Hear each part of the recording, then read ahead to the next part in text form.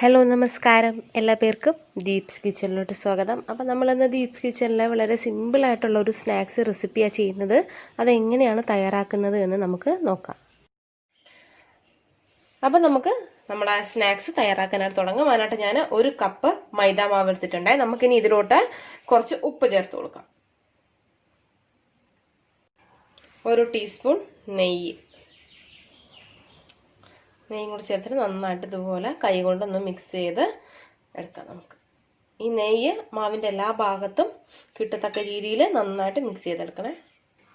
ആ നെയ്യിൻ്റെ ഇതെല്ലാം നമ്മുടെ മാവിൽ കിട്ടിയിരിക്കണേ. അത്രയും നന്നായിട്ട് നിങ്ങൾ മിക്സ് ചെയ്ത് ഈ ഒരു പരുവത്തിലാക്കി എടുക്കുക.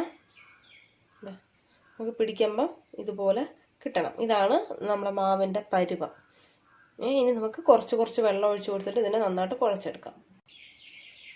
കുറച്ച് വെള്ളം നന്നായിട്ട് കുഴച്ച്, ഒരുപാട് ലൂസും ആയി പോവരുത്, ഒരുപാട് കട്ടിയായി പോവരുത്. ഒരുപാട് കട്ടിയൊന്നും വേണ്ട. നമുക്ക് ഒരു മീഡിയം പരുവത്തിൽ വേണം ഈ മാവ് നമുക്ക് കുഴച്ചെടുക്കാനായിട്ട്. അപ്പോൾ കുറച്ച് വെള്ളം ഒഴിച്ച് കുഴച്ചെടുക്കാം. അപ്പോൾ അത് ഞാൻ നന്നായിട്ട് കുഴച്ചെടുത്തിട്ടുണ്ട്. ഇത് കയ്യിൽ കുറച്ച് നെയ്യ് തടവിയിട്ടുണ്ട്. ആ നെയ്യ് നമുക്ക് എന്ത് ചെയ്യാം, ഈ നമ്മളിപ്പോൾ കുഴച്ച് വെച്ച മാവിൻ്റെ മുകളിൽ ഇതുപോലെ ജസ്റ്റ് ഒന്ന് തേച്ച് കൊടുത്തിട്ട് ഒരു 10 മിനിറ്റ് നമുക്കിതിനെ വെച്ചേക്കാം. അതിന് ശേഷം നമുക്കിതിനെ പരത്തി എടുക്കാം. Okay, 10 minute. ഇപ്പോഴ് ഒരു 10 മിനിറ്റ് കഴിഞ്ഞിട്ടുണ്ടേ, കണ്ടല്ലോ. ഇനി നമുക്ക് എന്ത് ചെയ്യാം, ഓരോ ചെറിയ ബോൾസ് ആക്കിയിട്ട് എടുക്കാം. ഇതുപോലെ വലിപ്പത്തിലുള്ള ഒരു ബോളാക്കി എടുത്തതിന് ശേഷം നന്നായിട്ട് നമുക്കിതിനെ ഒന്ന് പരത്തിയെടുക്കാം. അപ്പോൾ നിങ്ങൾ പരത്തുമ്പോൾ നല്ല നൈസായിട്ട് വേണം പരത്താനായിട്ട്. കുറച്ച് മാവൊന്ന് തൂക്കി കൊടുത്തതിന് ശേഷം നല്ല നൈസായിട്ട് ഇത് ഓരോന്നായിട്ട് നമുക്ക് പരത്തിയെടുക്കാം. അപ്പോഴും ഞാൻ നല്ല നൈസായിട്ട് പരത്തിയെടുത്തിട്ടുണ്ടേ. അപ്പോൾ ഇതൊരു റൗണ്ട് ഷേപ്പിലൊന്നല്ലല്ലോ. അപ്പോൾ നമുക്ക് വേണ്ടത് ഒരു സ്ക്വയർ ഷേപ്പാണ് വേണ്ടത്. അതുകൊണ്ട് നമുക്കിതിനെ നല്ലൊരു സ്ക്വയർ ഷേപ്പിൽ കട്ട് ചെയ്തെടുക്കാമേ. അപ്പോൾ ഞാൻ മുറിച്ചെടുത്തിട്ടുണ്ട്. ഫസ്റ്റ് നമുക്ക് ഇതുപോലെ ഒന്ന് മുറിച്ചെടുക്കാം. ഓക്കെ, എന്നിട്ട് ഇതിൻ്റെ മേലെ വെച്ചിട്ട് അടുത്തതും ഈ ഒരു സൈസിന് തന്നെ കട്ട് ചെയ്തെടുക്കാം. നമ്മളൊരു ബുക്കാണ് ഉണ്ടാക്കുന്നത്. അപ്പം നമ്മൾ ബുക്കിൻ്റെ പേപ്പറെല്ലാം ഒരേ ലെവലായിരിക്കുമല്ലോ, അതുപോലെ തന്നെയാണ് നമ്മൾ ഇതും ചെയ്യേണ്ടത്.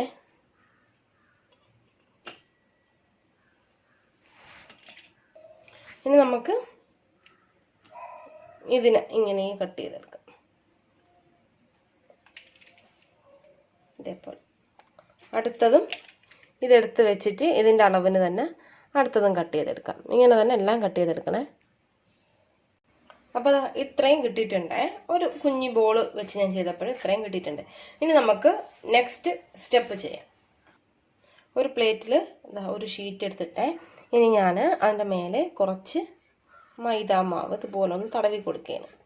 ഒട്ടും നനവ് ഒന്നും ഉണ്ടാവാനായിട്ട് പാടില്ല, ഈർപ്പം ഉണ്ടാവാതെ ഇരിക്കണം. നന്നായിട്ട് മാവ് തടവി കൊടുക്കുക. ഓക്കെ, എന്നിട്ട് കുറച്ച് ഒരു കയ്യിൽ വെള്ളം കൊടുത്തിട്ട് ഇതിൻ്റെ സെൻട്രലായിട്ട് ഇതുപോലെ ശകലം പുരട്ടി കൊടുക്കണം. എന്നിട്ട് അടുത്ത ലീഫ് എടുത്തിട്ട് അതും ഇതുപോലെ തന്നെ നന്നായിട്ട് മാവ് പുരട്ടി കൊടുക്കുക.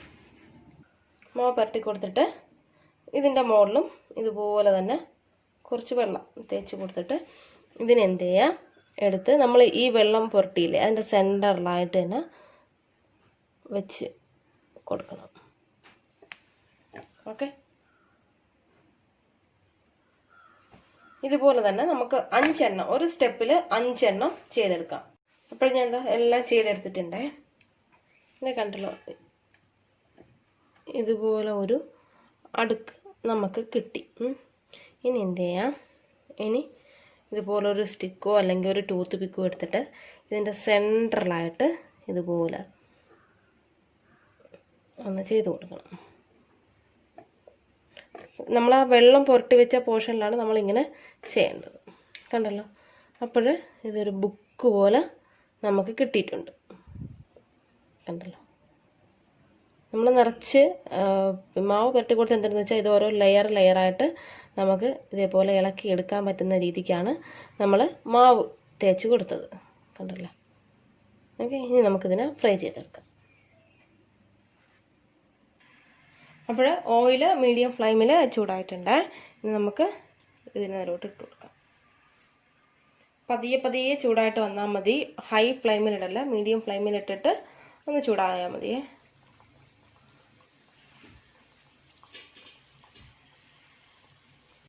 ഇതിപ്പോൾ ജസ്റ്റ് ഒന്ന് റെഡി ആയിട്ടുണ്ടേ, കണ്ടല്ലോ. ഈ സമയത്ത് നമുക്ക് എന്ത് ചെയ്യാം, ഇതിങ്ങനെ എടുത്തിട്ട് നമ്മൾ ഓരോരോ ലെയറായിട്ട് ഇതുപോലെ ഒരു സ്റ്റിക്ക് വെച്ചിട്ട് പതുക്കെ ഇളക്കി കൊടുക്കുക. കണ്ടല്ലോ. അപ്പോൾ നമുക്ക് ലെയറായിട്ട് അത് കിട്ടും.